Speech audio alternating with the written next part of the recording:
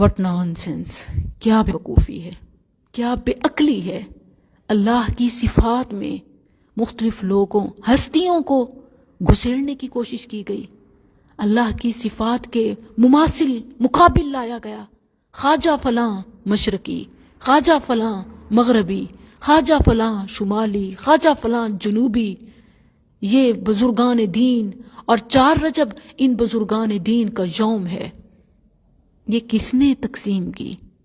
یہ کس نے فلاں فلاں فلاں کو دن الاٹ کیے، ان کو اختیارات دیے؟ سلاطین اربع، احکم الحاکمین ایک ہے، بادشاہوں کا بادشاہ وہی ہے۔ یہ نسبتیں کیسی ہیں؟ جب مشرق مغرب شمال جنوب کا رب اللہ ہے تو پھر یہ نسبتیں کیوں، کیسی؟ رب المشارق والمغارب لا الہ الا ہو فاتخذہ وکیلا، سب کچھ اسی کو مانو، سب کچھ اسی سے مانگو۔ 4 رجب کے حوالے سے یہ کہا جاتا ہے کہ یہ سلاطین اربع کا یوم ہے، دن ہے، اور یہ بزرگ یہ تقسیم پر معمور ہیں۔ آپ پوسٹ دیکھ لیجئے، کس نے ان کو یہ اختیار دیا؟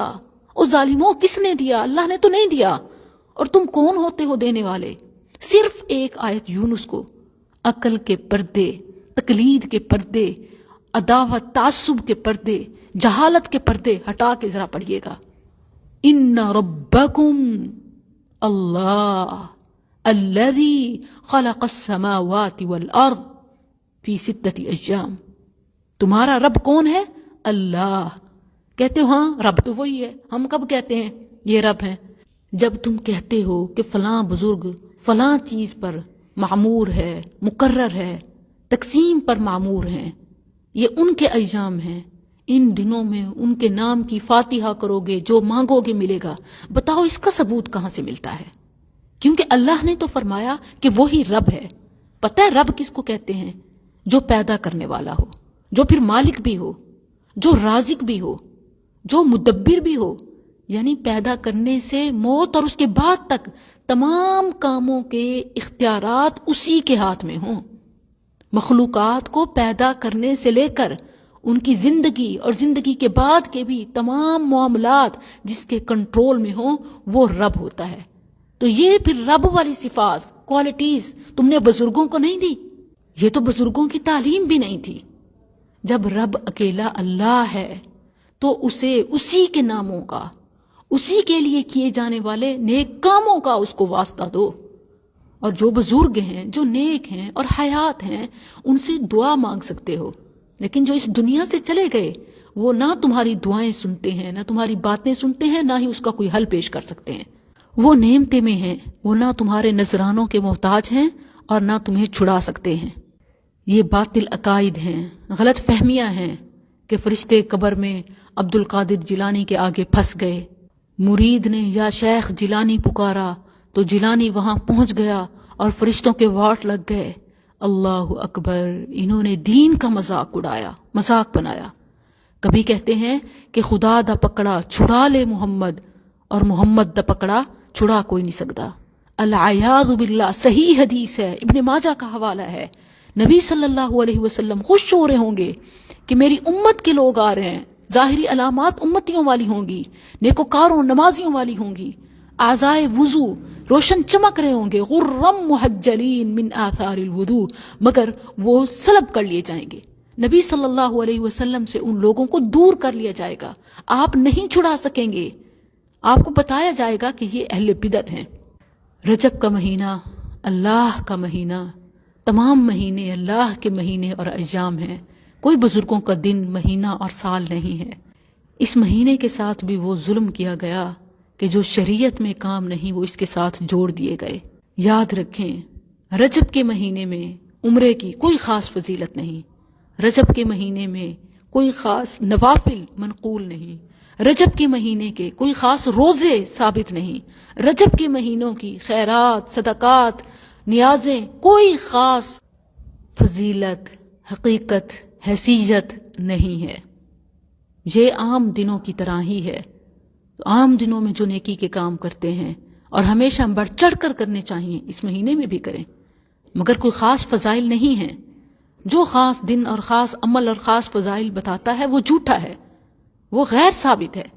دن سارے اللہ کے، عبادات ساری اسی کی، اختیار سارے اسی کے پاس ہیں۔ کوئی بزرگ کسی چیز کی تقسیم پر کوئی اختیار نہیں رکھتا۔ اللہ نے فرمایا، اور یہ بات قرآن کریم میں متعدد مقامات پر آئی ہے، زمین و آسمان کی تخلیق کا ذکر کیا کہ اللہ نے خلق السماوات والارض فی 6 ایام، یہ آپ کو قرآن میں کئی مقامات پر ملے گا۔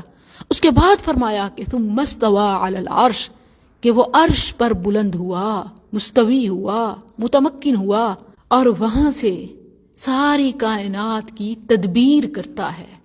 یہ ہے اللہ، یہ ہے رب، کیونکہ سب کچھ اسی کے پاس ہے۔ وہ عرش سے بیٹھ کے ساری کائنات کے نظام کو مانیٹر اور کنٹرول کرتا ہے۔ اس نے کائنات بنانے کے بعد اس کے معاملات مختلف ہستیوں کے، نبیوں کے، ولیوں کے کھاتے میں نہیں ڈال دیے کہ وہ دیکھیں اور چلائیں۔ یدبر الامر، پیدا کرنے کے بعد سارے اختیارات، انتظامات اسی کے ہاتھ میں ہیں۔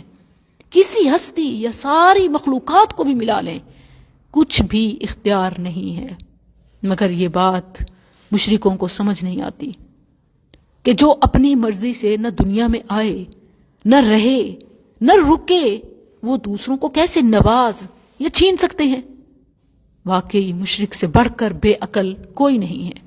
اللہ نے سچ فرمایا ہے، کہتے ہیں کہ فلاں چھڑا لے، فلاں چھڑا لے، اور شفاعت کی بات کی جاتی ہے۔ یاد رہے قرآن میں جہاں کہیں شفاعت کی بات آئی ہے وہ دنیا میں کسی کو بچانے، چھڑانے، سننے، دینے کے حوالے سے نہیں، بلکہ قیامت کے حوالے سے ہے کہ انبیاء، شہداء، صلحاء، صدیقین اللہ کے ہاں نیکوکاروں کی شفاعت کریں گے۔ کیونکہ شفاعت کی جب بھی بات آئی، اللہ نے فرمایا من اذن لہ الرحمن، جس کو رحمان اجازت دے گا۔ اللہ مشرک بدعتی کو اجازت نہیں دے گا۔ وقال صوابا، جیسے سورہ نبا میں ہے کہ اسے بھی لیمیٹڈ، اوپن ان لمیٹڈ نہیں، بلکہ لیمیٹڈ، صرف صحیح سچ بات کی اجازت دی جائے گی۔ اور سورہ طٰہٰ میں ہے کہ الا من اذن لہ الرحمن ورضی لہ قولا، کہ جسے رحمان اجازت دے گا اور جس بات کی اجازت دے گا وہی کی جا سکے گی۔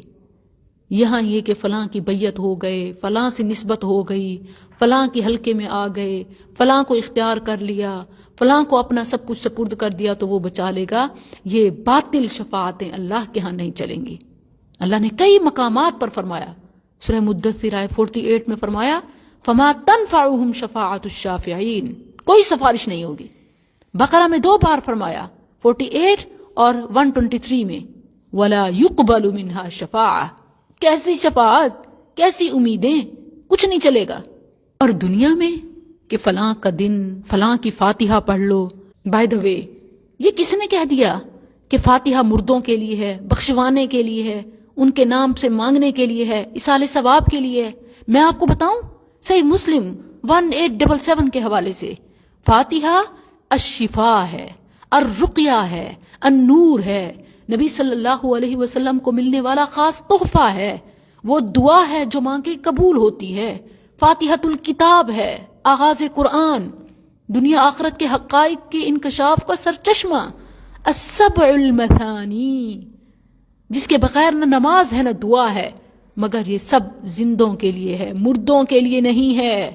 بدقسمتی سے ہم نے اسے صرف ایصال ثواب کے لیے یا مردوں کو یا فوت شدگان کو یا ولیوں کو بخشنے کے نام پر، فاتحہ کے نام پر، فاتحہ خوانی آئے تو یہ مردوں کا ہی ذہن میں آ جاتا ہے، فوت شدگان، نیک ہستیاں۔ اللہ کے بندو، یہ تو زندوں نیکوکاروں کے لیے ہے۔ فاتحہ کے بے شمار فضائل ہیں مگر زندوں کے لیے، ہدی للناس ہدی للمتقین، نہ کہ جو اس دنیا سے چلے گئے۔